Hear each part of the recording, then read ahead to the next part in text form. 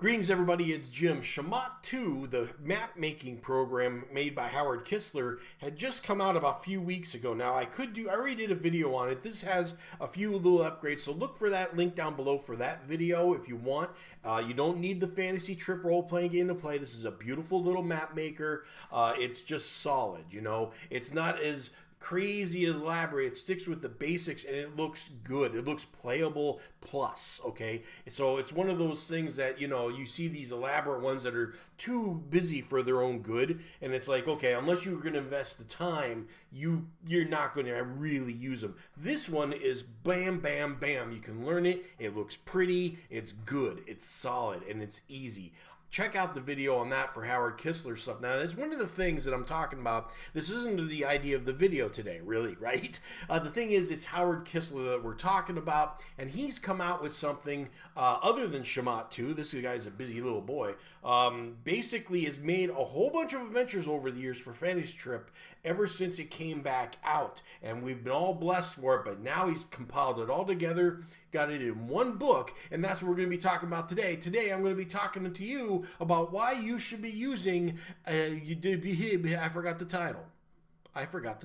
A Dungeon for All Seasons by Howard Kistler for the Fantasy Trip. And just to let you know, I will be going to Gen Con next week with the Columbia Games crew, of course, promoting Harn World and the Block War games. And we're going to have a special coupon in the coupon book this time. We usually give away the free fantasy map. That's been done, but that's a physical version there. But you can download, you can hit the QR code and get the digital version of that. And this year, we're giving away the Richard III Steam video game for free, which is a $33 value. Now, if you're not going to Gen Con, could you take advantage of these QR codes that are on your screen right now? Probably. Maybe you should. All right, so let's go through this overview of A Dungeon for All Seasons. Basically, he's got the Dungeons of the Month. He planned on doing one a month, and he succeeded. And the fact that he came up with so many different ideas is just tremendous amount of work that he put into it. Then he came up with something new for this, is the Dungeons of the Season. All right, so now there's 4 more adventures that you can play. Now, these were all available on Shadekeep. I believe it's shadekeep.com, or just look up Shadekeep. It comes right up, and that's where he has all this stuff. And the link will be down below too. And it was downloadable for free, as this whole thing is, by the way. The only way you would pay for it is if you go to Mix'em Printing and get this printed. Okay, now the thing is that I would say, let's talk about the difficulties of the dungeon. He actually puts this up here, and it's nice. 6 of the adventures are for 32-point characters just starting out, and then there's a larger party or more seasoned characters. He has those in advance, and he's got some expert ones where you're going to really need some advanced characters, or you're going to need multiple trips. So now the thing is, here's the Dungeons of the Month, and we start with Hive the Melon, which is a hive mind thing, kind of like insects. I think there was an insect race in the original Fantasy Trip, which I don't think they brought forth in the new one, and for whatever reason.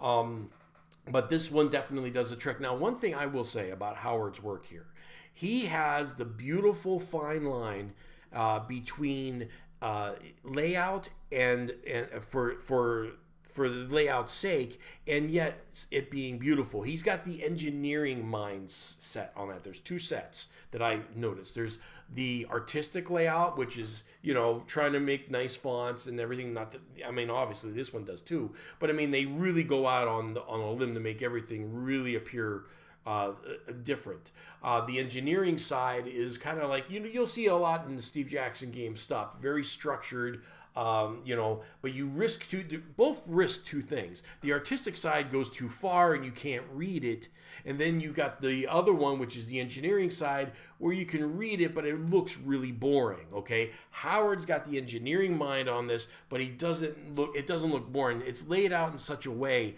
that it is an easy read. All the information's there for you, and yet everything is just laid out nice. You could just see. It's like, okay.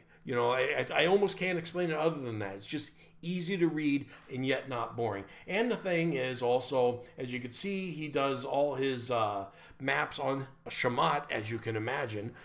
Just a testament to how nice that is. to do. I almost want to see him make a counter program to make up your own, fantasy counters like the ones he's got here. That would actually be pretty nice and probably not too bad to do. I don't know if I'm trying to give him work here.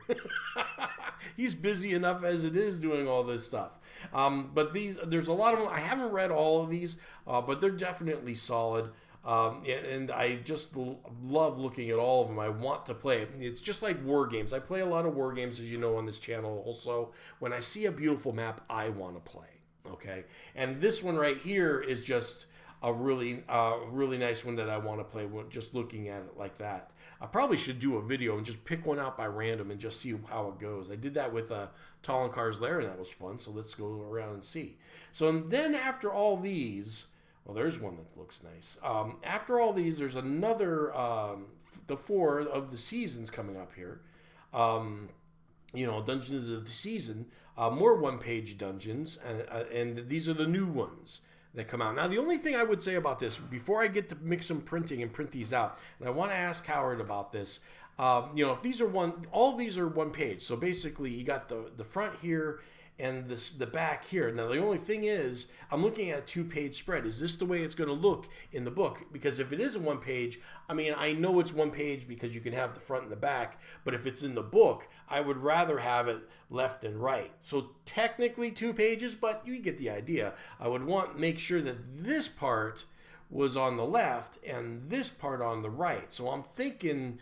maybe there's an extra page in here and these need to be shuffled around. Now, I can do that myself. I just want to hear from Howard first before I, do anything like that. Because on PDF, it's fine. And like I said, you could print out 1 page and you can flip it back and forth. But once it's in a book, that's a little different.